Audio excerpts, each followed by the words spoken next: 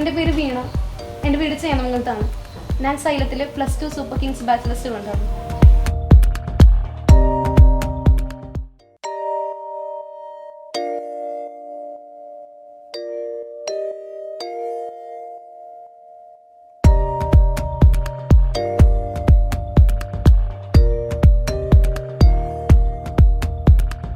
ഞാൻ രാവിലെ 5:30 എണീക്കും.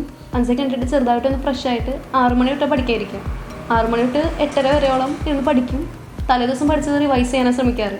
മാത്രമല്ല പിറ്റേ ദിവസം പഠിപ്പിക്കാൻ പോകുന്നത് ജസ്റ്റ് ഒന്ന് വായിച്ച് നോക്കാറുമുണ്ട്. ഞാൻ പുത്തമ്പൽക്കര VCSHSലാണ് പഠിക്കുന്നത്. അവിടെ 9:30 ആകുമ്പോൾ ക്ലാസ് സ്റ്റാർട്ട് ചെയ്യും. അപ്പോൾ 8:30 തന്നെ ബ്രേക്ക്ഫാസ്റ്റ് കഴിച്ച് ഒരു 9 മണിയാകുമ്പോൾ വീട്ടിൽ നിന്ന് ഇറങ്ങിയാൽ ചെയ്യും.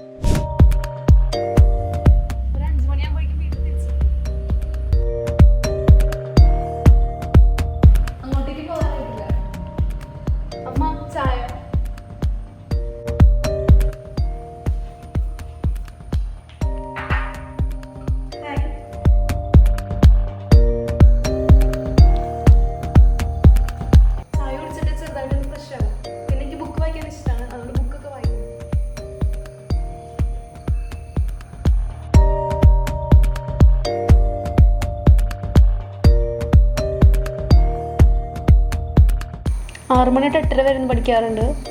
ഞാൻ അന്ന് രാവിലെ ടീച്ചേഴ്സ് പഠിപ്പിച്ചത് ഒന്ന് റിവൈസ് ചെയ്യാൻ നോക്കാറുണ്ട്.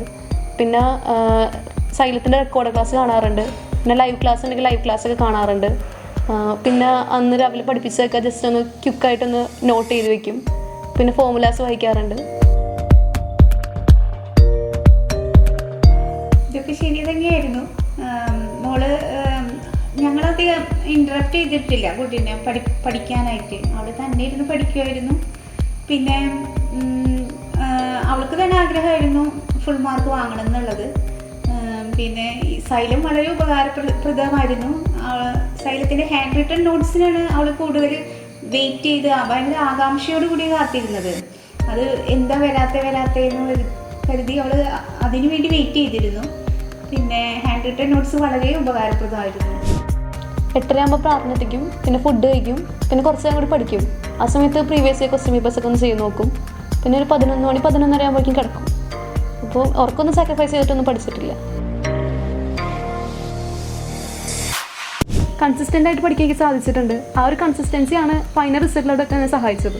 അപ്പോൾ ഈ ഒരു കൺസിസ്റ്റൻസി പഠിത്തത്തിന് മെയിൻറ്റെയിൻ ചെയ്യാന്നുള്ളത് വളരെ ഇമ്പോർട്ടൻ്റ് ആണ്. എത്ര നേരം പഠിച്ചതെന്നതിലല്ല, എങ്ങനെ പഠിച്ചതെന്നാണ് ഇമ്പോർട്ടൻറ്റ്. പഠനത്തിലെ ആ എഫിഷ്യൻസിയാണ് ഇമ്പോർട്ടൻറ്റ്. എത്ര നേരം അതിന് നമ്മൾ ചിലവാക്കിയ ടൈമല്ല ഇമ്പോർട്ടൻറ്റ്. നമ്മൾ മടുപ്പോടെ ചെയ്യേണ്ട ഒരു കാര്യമല്ല പഠനം. അപ്പോൾ പഠിക്കുന്ന ഓരോ സ്റ്റെപ്പിലും നമ്മളത് എൻജോയ് ചെയ്യാൻ ശ്രമിക്കണം. അപ്പോൾ അതിനുവേണ്ടി എന്നെ സഹായിച്ചത് സൈലത്തിൻ്റെ ക്ലാസ്സുകളാണ്. ഇപ്പോൾ സ്കൂളിലൊക്കെ പോയിട്ട് ഞാൻ ആകെ ടയേർഡായിട്ട് വരുന്ന സമയത്ത് എനിക്ക് ഇത്തിരി പഠിക്കാൻ തോന്നിയത് സൈലത്തിൻ്റെ ക്ലാസ്സുകൾ കണ്ടോടെയാണ്. പിന്നെ ഓരോ ക്ലാസ് കഴിയുമ്പോഴും ആ ഒരു ക്ലാസ് മൊത്തത്തിൽ കണ്ടു തീർക്കാതെ എനിക്ക് എണീക്കാൻ തോന്നാറില്ല. കാരണം അത്രയും നമ്മൾ അതിലോട്ട് ഹുക്ക് ചെയ്യുന്നതാണ് സൈലത്തിൻ്റെ ക്ലാസ്സുകൾ. നിങ്ങളും പഠനം ഇതേപോലെ ഇൻട്രസ്റ്റിംഗ് ആയിട്ട് കൊണ്ടുപോകാൻ ശ്രമിക്കാം.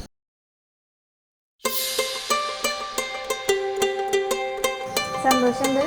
വീണയ്ക്ക് ഇങ്ങനൊരു കിട്ടിയതിൽ ഞാൻ വളരെ സന്തോഷിക്കുന്നു. പിന്നെ വീണയുടെ ഇത്ര നാളത്തെ ഒരു എഫേർട്ടിന് ഒരു റിസൾട്ട് ഇങ്ങനെ ഒരു റിസൾട്ട് വന്നപ്പോൾ ശരിക്കും ഹാപ്പിയാണ്.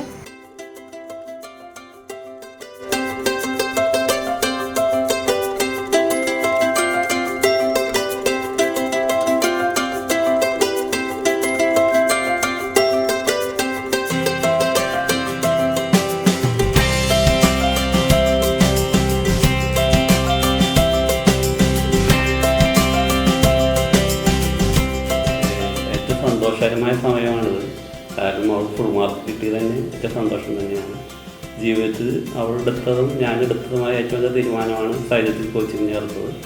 അത് നല്ല ഭംഗിയായി അവളത് അറ്റൻഡ് ചെയ്തു, നന്നായി പഠിച്ചു. അവൾക്ക് മാക്സിമം സ്കോർ ചെയ്യാൻ പറ്റി. അപ്പോൾ അതിനകത്ത് ഞങ്ങൾക്ക് അഭിമാനമുണ്ട്. സൈലത്തോട് ഞങ്ങളൊന്നും അതിന് നന്ദിയുള്ളവരായി. ഞങ്ങൾ പ്രതീക്ഷിച്ചിരുന്നു നല്ല മാർക്ക് കിട്ടും എന്നുള്ളത്. പക്ഷെ ഫുള്ള് തന്നെ കിട്ടിയെന്ന് പറഞ്ഞപ്പോൾ വളരെ സന്തോഷമായി. സൈല വളരെ ഭയങ്കര ഫ്രണ്ടായിരുന്നു. നിങ്ങൾ അറിഞ്ഞില്ലെങ്കിലും ഞങ്ങൾക്ക് അറിയായിരുന്നു. ആയിഷ മെൻറ്റർ എന്ന് വെച്ചാൽ ഞങ്ങളുടെ ഒരു വീട്ടിലൊരു അംഗത്തെ പോലെയായിരുന്നു. എക്സാം കഴിയുമ്പോൾ മാർക്ക് എത്രയായി, എന്തുകൊണ്ട് എക്സാം എഴുതിയില്ല, എനിക്ക് വന്ദന മൂത്ത മോളെ പോലെ തന്നെയായിരുന്നു ആയിഷ മെൻറ്റർ. പിന്നെ മെൻറ്റർ പലപ്പോഴും സപ്പോർട്ട് ചെയ്യായിരുന്നു.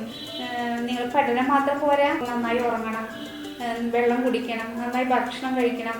അങ്ങനെ ആയിഷ മെൻറ്റർ ഞങ്ങളെ എല്ലായ്പ്പോഴും എല്ലാ കാര്യങ്ങളിലും ഞങ്ങളെ സപ്പോർട്ടീവായിരുന്നു.